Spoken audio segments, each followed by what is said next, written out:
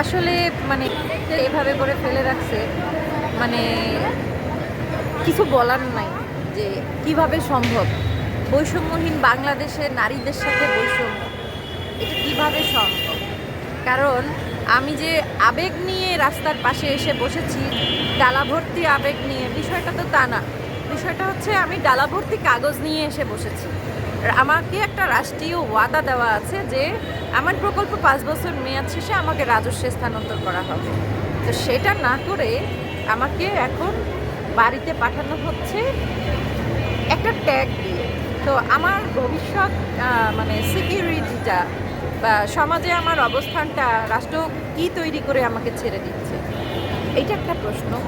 Plus হচ্ছে অন্যান্য প্রকল্প আমরা দেখতে পাচ্ছি যে 5 বছর মেয়াদে আসলো, গভর্নমেন্ট ফান্ড, ফুল জিওবি ফান্ড ব্যবহার করে নতুন প্রকল্প আসলো, পুরনো প্রকল্প আসলো, রাজস্ব হচ্ছে। তো তথ্য আপা আসলে দোষ করলো কোথায়? কোন বিষয়টা নিয়ে সরকার তথ্য আপাকে এতটা পরিমাণে মানে কোণঠাসা করে রেখেছে যে সবার কথা শুনতে পারবো, সবার জন্য কাজ করতে পারবো, তথ্য আপার জন্য পারবো না? মানে এই বৈষম্যটা কি?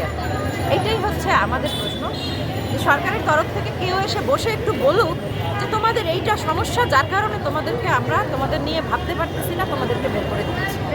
কমন একটা ট্যাগ, এটা একটা চাচ্ছি। এবং যোগ্যতা আছে, যোগ্যতাটাও প্রমাণ করেছি অলরেডি।